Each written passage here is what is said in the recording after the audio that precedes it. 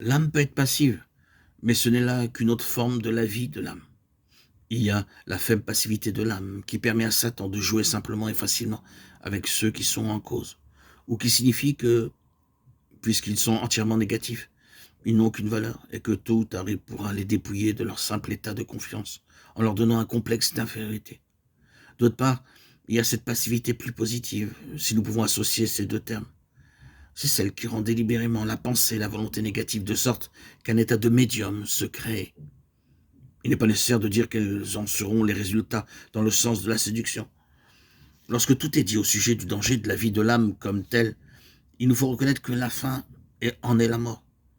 Elle fait du mal dans la pensée, dans les nerfs, dans la vie spirituelle, dans l'œuvre de Dieu. Une expérience spirituelle contrefaite, lorsqu'elle a passé ou qu'elle a été retirée par Satan ou qu'elle a été dévoilée, pourra avoir comme résultat une obscurité noire dans le désespoir du péché impardonnable, du péché contre le Saint-Esprit. Les coups de maître de Satan dans toute son œuvre de séduction. Car ici même, l'efficacité entière du sang de Christ n'a plus sa vertu pour la foi de ceux qui sont en cause. Combien il est donc nécessaire que la croix ait accompli son œuvre en ce qui nous concerne nous-mêmes, comme en ce qui concerne nos péchés d'autrefois. Quel principe sublime est représenté dans les paroles de Paul.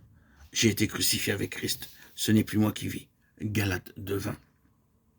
On peut penser que la force de caractère est une chose excellente et digne de louange, mais il faut la reconnaître comme quelque chose d'infiniment dangereux. Si celui qui la possède n'est pas un croyant crucifié, en ce qui concerne la vie du moi. Le cœur de l'homme est trompeur, plus que toute chose est incurablement mauvais. Jérémie 17:9. Beaucoup de mouvements ont passé sur cette terre, des mouvements qui portaient le nom de Christ, ils se réclamaient de lui, et des multitudes ont été entraînées dans leur filet. Et il y a des conversions et des expériences, il y a des traits spirituels attachés à elles, mais elles sont psychiques dans leur fondation, des personnalités psychiques qui possèdent des expériences et des pouvoirs psychiques, une influence personnelle anormale et dangereuse se dissimule derrière elles. Et un culte se développe au moyen de certaines méthodes établies.